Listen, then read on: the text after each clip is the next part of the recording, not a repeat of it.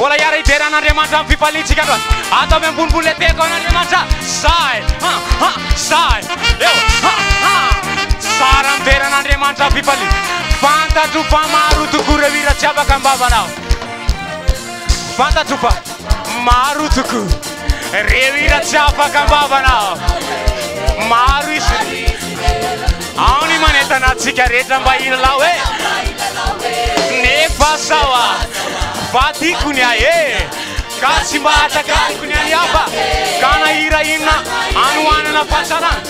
dia aleko ihany ny fiderana e ka nahira inona anohanana fahatsarana dia aletsika ihany fiderana ambonimbony le tanantsika rehetra man'Andriamanitra zay aty hira fiderana satria ilay tsy to mijanona kely zay zay ahoana ny fiderana antso andao iratsika bone eo aty hira fiderana satria ilay tsy to zay zay ahoana ny fiderana antso lalako miara mandidy miteka daholo rehetra zay eo are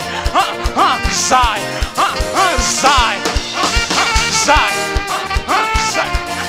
misy aza mo mandratrapo ireo zay mangoaka ny penana te mandratrapo ira zay mangoaka ny penana te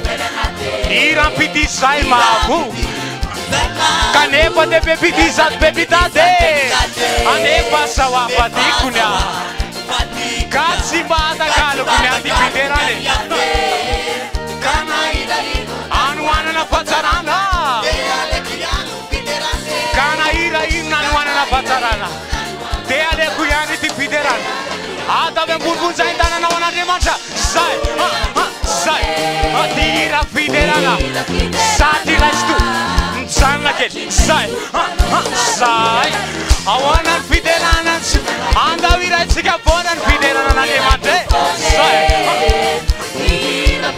satria ilay tsy tompanao tsara satria